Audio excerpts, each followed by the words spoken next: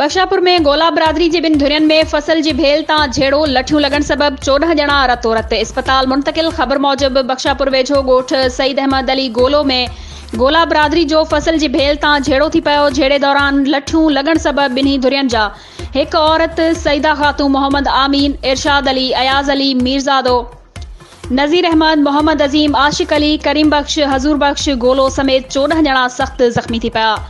बख्शापुर police वाक़े वारे हंध पहुंची जख्मियन के खणाए थाने ते आंदो जितां ज़रूरी कागज़ी कार्रवाई बाद जख्मियन के लेटर ॾेई बख्शापुर अस्पताल मुंतकिल कयो वियो, जॾहिं त जख्मियन जी हालत गणती जोगी हुजण सबब जख्मियन के कंदकोट अस्पताल रिफर कयो वियो आहे।